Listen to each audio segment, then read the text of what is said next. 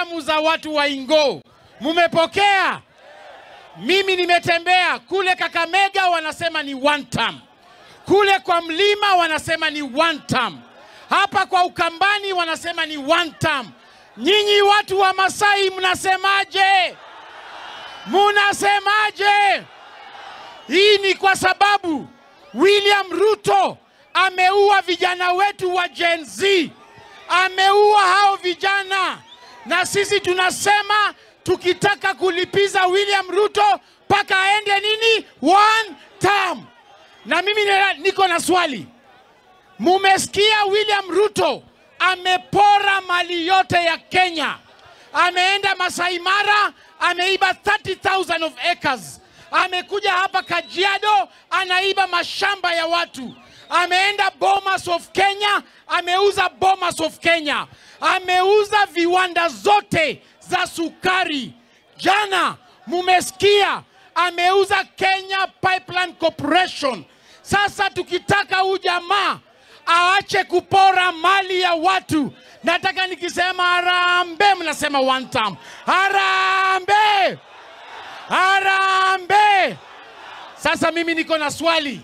Mkipata mimi nitajua vile nitawapatia kitu. Mutajibu hii maswali? Muko tayari? Leo hii mukienda hapa kwa polling station, mupate sura ya William Ruto na Rigathi Gachagua, mutapigia nani kura? Mutapigia nani kura? Swali ya pili, mutapigia Rigiji?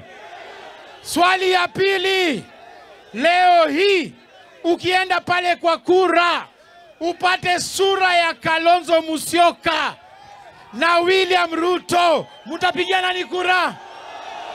Mutapigia nani? Swali ya tatu, leo hii mkipata sura ya William Ruto na Eugene Wamalwa, mutapigia nani kura? Mutapigia nani? Swali ya nne, leo hii mkipata William Ruto na Muturi, mutapigia nani kura?